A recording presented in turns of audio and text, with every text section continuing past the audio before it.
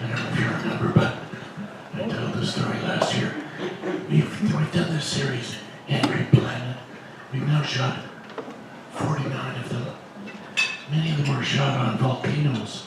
And unfortunately, I ingested sulfur dioxide, which is sulfuric acid, and that was the end of my larynx. So, unfortunately, if you have, I hope if you have hearing aids, you'll turn them up, and I'll talk as close to the mic as I can.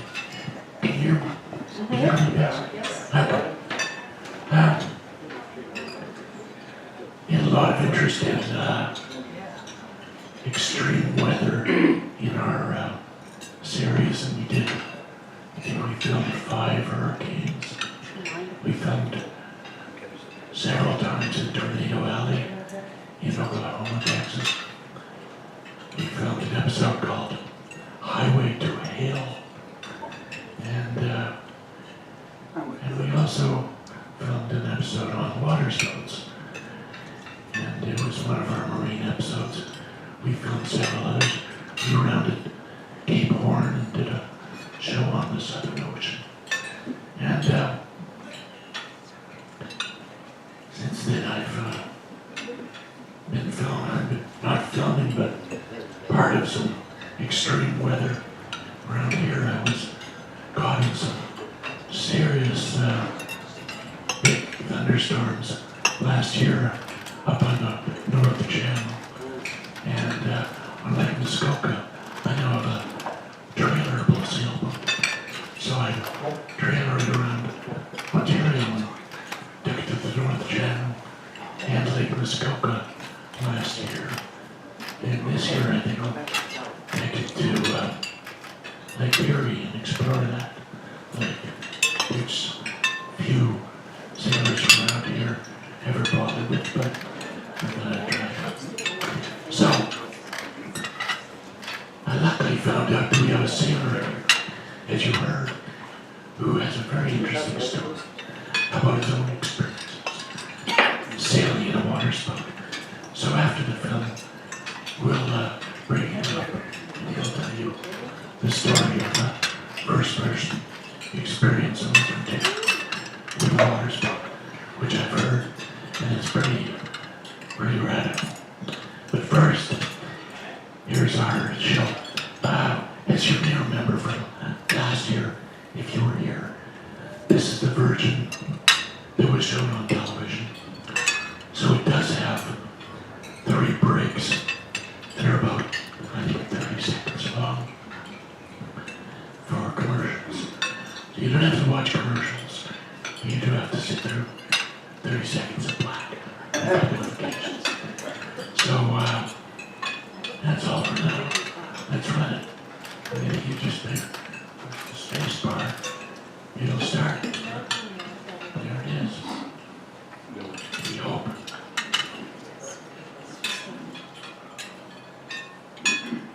The water is a fantastic place to find adventure. But it's dangerous and unpredictable out there. So I'm going to suit up for some survival training. Because once I hit the wild water of Florida, I'm going to need all the help I can get.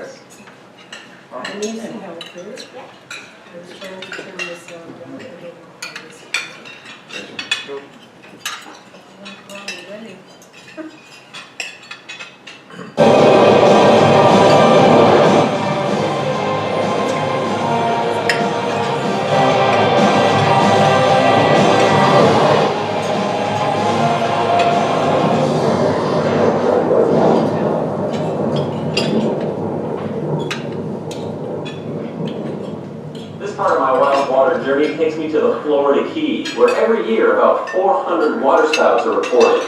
Now, I'm used to chasing tornadoes out of the Great Plains of Kansas and Nebraska, but here, I'm going to do it on the water where the waterspouts form, in a boat.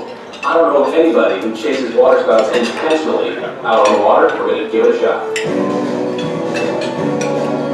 Waterspouts don't attract as much attention as their land-based cousins, the tornado. Mostly because they happen on the water, where they cause less damage. But they're still fascinating to watch and dangerous to chase.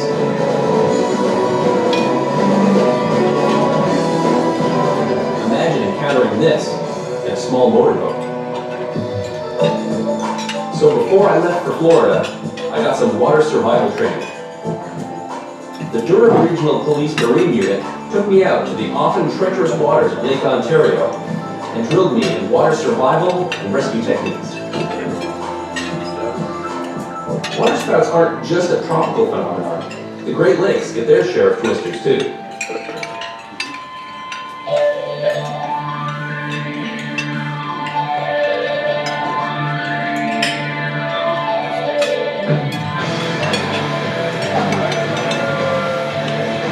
We're heading for open water on a cold and windy day.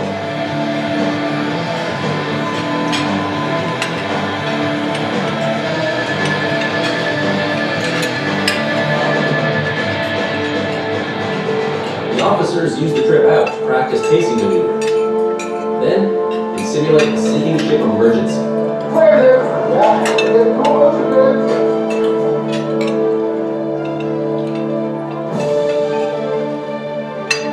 Every procedure is run exactly as though this were the real thing. Really good? Really good? The drill is, the boat is sinking, and the officers and I have only minutes to don survival suits, call for rescue, and abandon ship.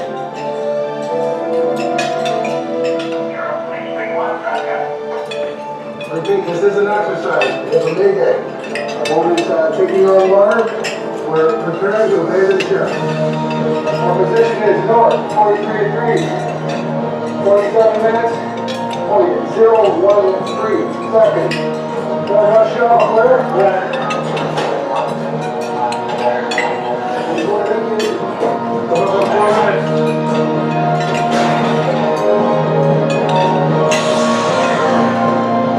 The Marine unit calls in the search and rescue helicopter to assist with the mock emergency.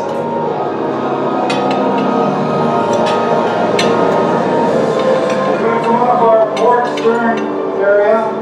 We'll look see for long after debrief. We've got 2 sergeants on the deck of Stokes basket.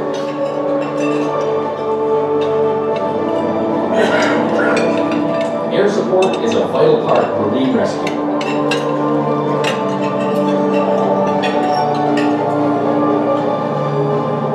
Even though I've never done this before, I'm expected to keep up with the team.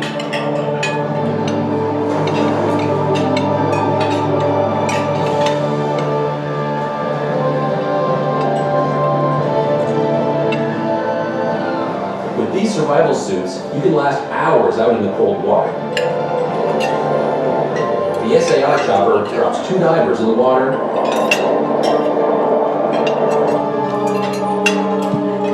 and then practices the tricky maneuver of deploying the crewman onto the deck of the boat.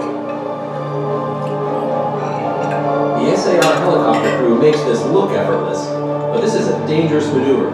Training exercise or not.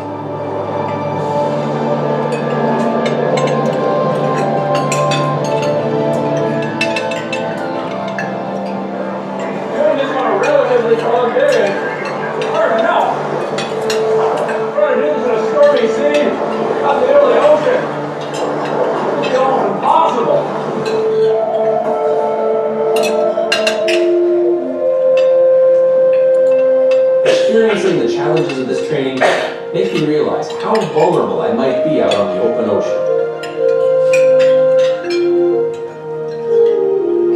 Florida waters can be tranquil and mild, but they can also have their wild side.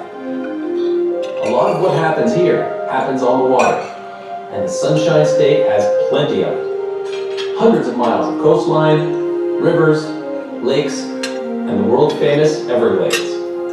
Since I come to Florida to experience its wild water, it doesn't get any wilder than when it's full of these guys. When you think of Florida, you think gators. Alligators are one of our last links to the prehistoric world.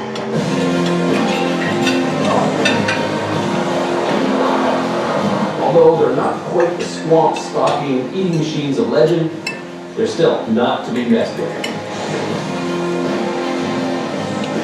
So, what's the trip? Okay, go ahead and get off slowly there. Now, how big is this gator? This one's almost 10 foot. It probably weighs about... Probably 300 or something. Okay, Yeah, he's heavy. that's twice my weight. So what we're going to do is we're going to walk. And how much training have I had so far? Circle around. About 5 seconds? Okay. So the idea is walk wide around. They say the best way to get close to a big gator is to sit on it. Okay. Take one hand forward, just cover his eyes. So he's going to walk. Oh, he's hissing. These creatures are unbelievably powerful. Oh well. Nice knowing you.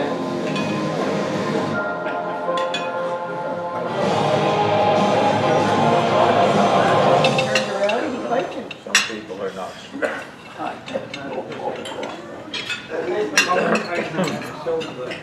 How do they come out? Peter Rowe Productions. You should just have them notes. We're not making his underwear. We take this call. One leg for the Everglades, looking for its most notorious resident.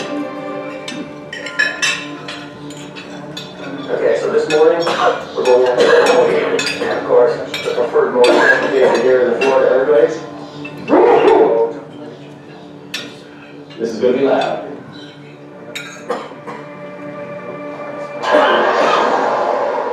When you're deep in the Everglades, the only way to get a good look at wild alligators is with one of these 400 horsepower floating food processors.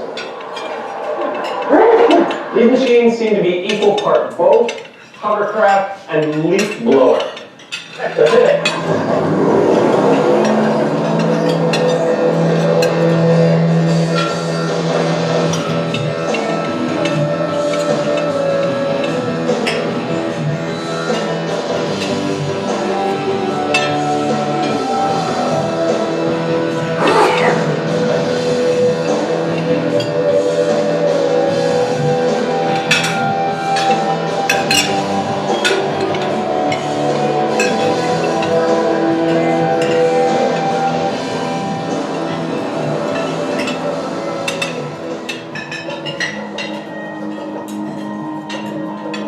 Although these animals face extinction in other parts of the world, it's certainly not the case here. They estimate over 2 million alligators in the wild in the state of Florida. And we also have farms in Florida farming just like cattle. There's actually 32 licensed farms in Florida. The alligators out here don't have any contact with humans. So they're not being fed by people and aren't associating people with food. So they are a lot less dangerous than people think. I mean, I swim out here in the canals with them and that. So once they're in town where people have been feeding them, they get confused, and that's where the attacks usually are coming from. They have made such a strong comeback. In the last 20 years, we had 20 fatalities. Yet they're saying that the alligators are coming into their homes, and that's not what has happened. We have built so much down here. We've actually approached into their habitat. We've come into their homes. So it's our fault this stuff is happening.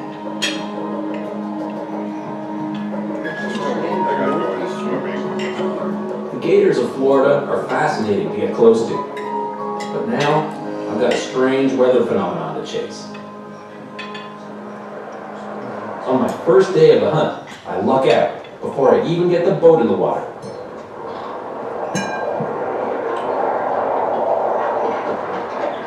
Waterspout. Who's got here? Just arriving with you is already a waterspout right here. I'm here to see waterspouts, and there's one right rope-like water spout? Fantastic. I wasn't even hunting for them yet today. I was just getting the boat ready. Well, this is encouraging. And even though some of my fellow storm chasers think I'm nuts, I'm chasing waterspouts in this little boat.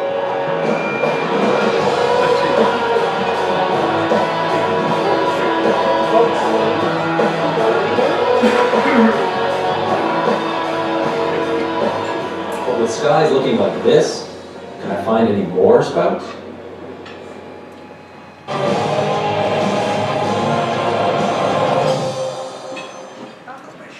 Generally, the same alligators, the most predators. She went on a They don't usually Everglades attack something drive. bigger than themselves. that is They Those attack are the something boat bigger ahead of than us. themselves. Stay around land, they don't go up the sea to attract them. Generally speaking, if you're bigger than I'm down in Florida, chasing waterspouts. And the secret to success is finding the fastest way to get to them. And I think I have all the bases covered. well, under 50, if they're The defending. hotel that I'm using as my home base here in Sugarloaf Key is perfect. Not only do they got lots of water spouts here, but I've got lots of choices in how I want to chase them. Check it out. 2 steps from my store. I've got the good old SS No Fear. I can use this guy if there's waterspouts out in the bay or even out in the Gulf of Mexico. But if that doesn't work, I've got other choices. Check it out. If I feel the need to relocate to another key, I can always get in the van. And if I need to, I can even tow the boat trailer. But there's one more option still. Now, if I want to get particularly crazy, I can abandon the land and water altogether, come out here to the Sugarloaf Airstrip, which is only a 1-minute drive away, hop in the Cessna, and chase it from the air. This is Fantasy Dan's air chart. And this is, well, you guessed it.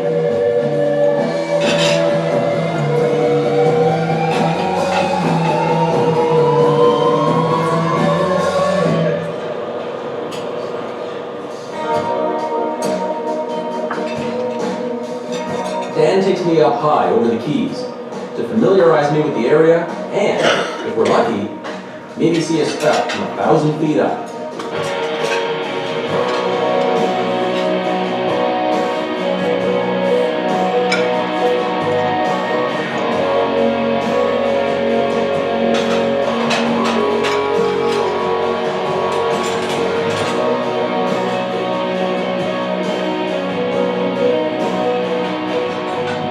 There's one forming right over here. Yeah, look at that. That area right there? You come to the 4 keys to look for water And spout. there, they start to form right here. Awesome. Yeah. So is this what it typically looks like here? You see this area, small rotation, the funnel coming down? Right, a little rounded area right here. Yeah. Been flying here in the Keys since 1975. Watching the Keys go by at 500 feet. I've stood here on the ramp at the airport and looked up into the eye. I've had them come across the ramp, across a couple 100 yards over there, then they come through the trees and then turn into nothing but wind swirling across the runway and out the other side.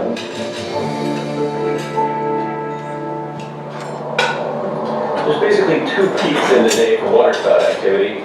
The main one is in the afternoon, we get the best daytime heating.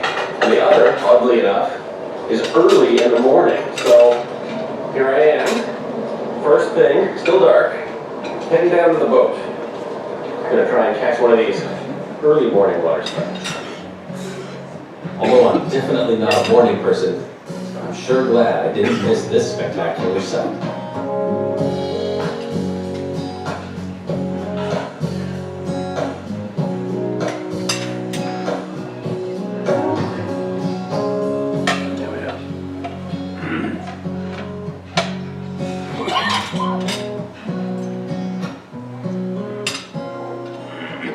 Quite often in the Keys during the summertime, you'll get these lines of clouds that form, and that's what I'm looking for. They're small right now, but by this afternoon, they should be developing quite high, and we'll be stretching this air column underneath them. And if I'm lucky, that's where a waterspout's going to form. That's what I'm looking for right now.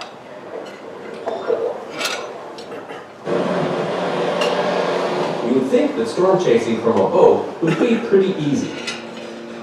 But the waterways of the Florida Keys are incredibly complicated, with thousands of shallow reefs, shoals, and sandbars. And not to mention, these choppy little waves will shake the fillings right out of your teeth. But the conditions are great for spouts, and that's all that matters. We've got a really good cloud development over here, very strong updraft, and I expect there to be a waterspout over here at any time, really. The big problem is being able to get to it. There's so many little islands and channels here that I don't even know if I can reach this guy.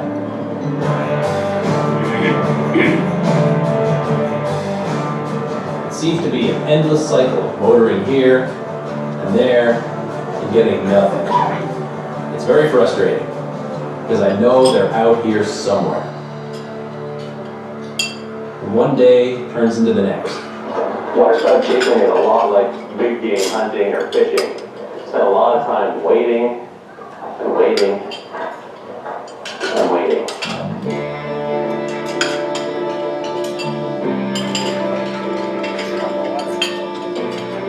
The doldrums of this chase are starting to get to me. So I called fellow storm chaser Mike Tice, who lives down here, and asked him to join me on the hunt for waterspouts.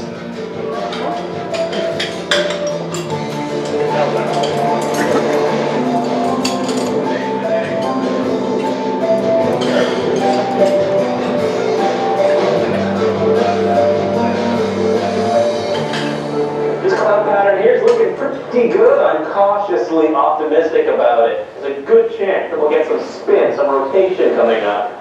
It's looking really good. We've got a good cloud right here, all updraft, and just waiting for it to consolidate a little bit better and get a better base. It looks like fortune will smile on us. And then... Oh, and right off the bat, we run into trouble. Looks like we run aground on some rocks. And to make matters worse, now our motor won't start, and the sun is going down, and we're in the middle of nowhere in the Florida Keys.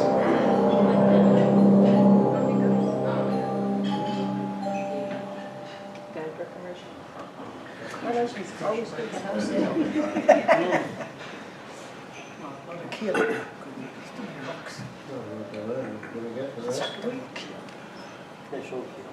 Gotta wait for the commercial. Did they get what, Joe?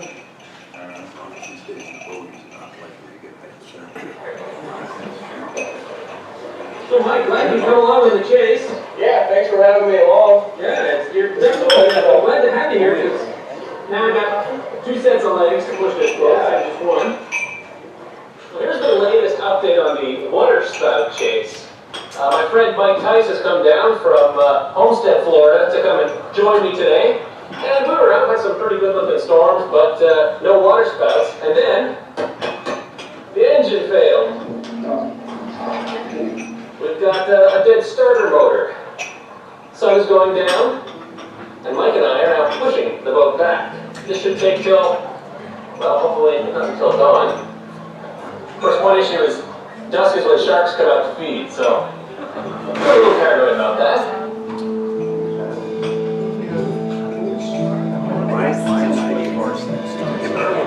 Push, Mike!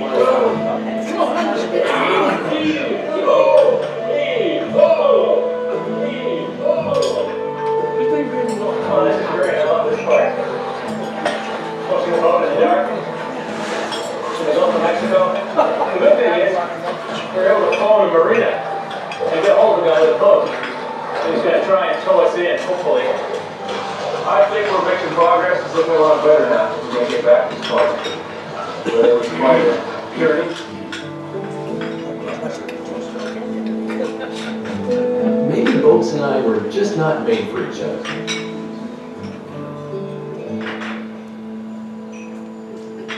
My frustration level has reached the breaking point. You hear reports. Oh yeah, we just saw a waterspout yesterday up like Marathon Key. Oh, there's one in Key Largo. Oh, there's one down near Key West. Oh, you should have been here a week ago. This is reality TV. That's it. Of course, just as I'm about to give up, what looks like the beginnings of a spout appear on the horizon. I'm just straight to hold on.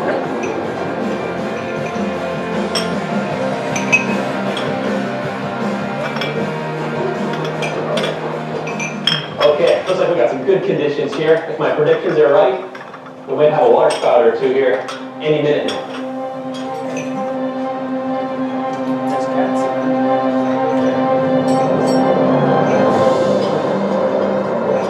Waterspout right there. There's a slender funnel that's coming down. It's probably in contact with the water, but the bottom part is invisible right now. I'm hoping we get more condensation forming so we can see the contact with the ocean.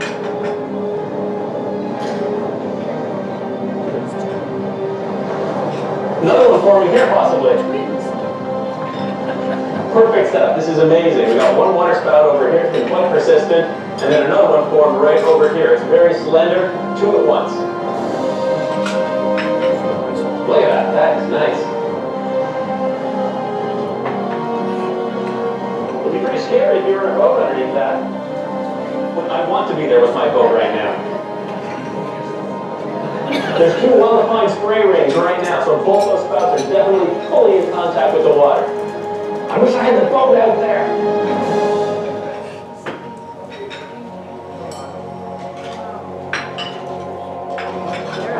This is going to go up. It did follow this line of clouds that was right parallel to the keys, and boom, 1, 2, 3 waterspouts. Really, really nice. That's what I came to see. Oh yeah. They're weird, they're cool, they're dangerous. And next storm season, I plan to be back to get even closer to these elusive and powerful whirlwinds.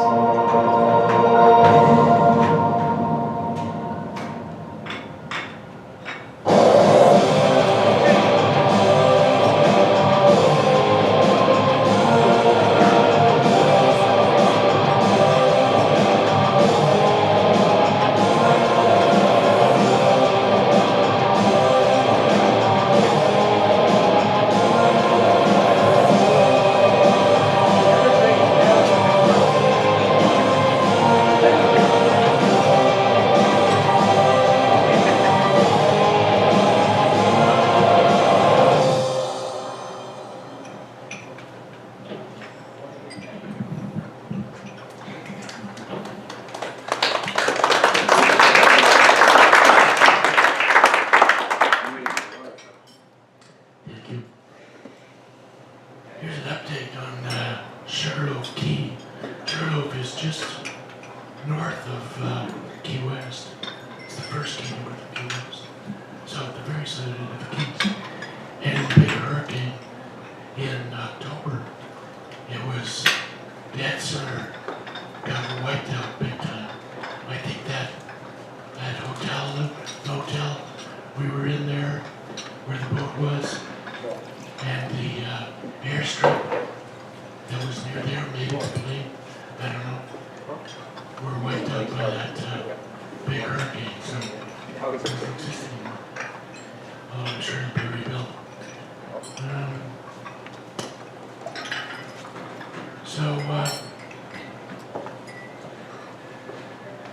Any questions? We had a question during the movie. We're here. Don't they have any paddles on that boat? Why are they walking them? I don't really remember, but I probably got them to walk it in because it's more photogenic. But, yes ma'am. Why would they need alligator farms? Why do they have them? Making purses. Making purses, I think so, yeah. For the leather. And the food. You can buy the food too. Tastes just like dinosaur. So, we happen to, yes sir, I see you remember a guy used to chase hurricanes out west in the States. He got too close one day that came through and knocked it back over his shoulder. tornadoes, you mean? Yeah. Yeah. Yes, there was a, when we were shooting this show, we shot for many seasons with the huge number of storm chasers that there are in Tornado Alley. And at that time, no storm chaser had ever been injured or killed. But as you say, there was two of the well-known guys that we knew who were killed in a tornado. But, it's become extremely popular, and now there's hundreds of people out there in the spring and May when it happens. But tornado chasing, popular. Hurricane chasing, a lot less popular. And waterspout chasing, very unpopular. However, we do have someone here who apparently was in a waterspout, big time, in a sailboat, in the short-handed racing series. And I just met him this afternoon, and he told me the story, and it's pretty good. So Chris, come on up and tell the story, your experience with a waterspout. Thanks. So this happened in 2010. In 2009, actually, for a few years, I've done short-handed series in my Corvette. And in 2009, I think I pulled a second place flag out of a race. And on the way back to Toronto, one of the winches pulled through the deck, so I had to put it ashore while I bought a CS30 for a while I was fixing the older boat. And so 2010, we were out on the 100-miler. There's two of us in the race, and it was about 3 in the morning around Grimsby, around where the 4 communications towers are. And Frank, my buddy, was down below sleeping, and I was on watch steering, and ahead of us was this wall of water, and I thought it was simply a line squall or something going through, so I was intending to steer away from it, so I pulled off a bit, but I hit it. And seconds later, I'm yelling at Frank to get back up on deck with his PFD on because I didn't know where we were going to go with it.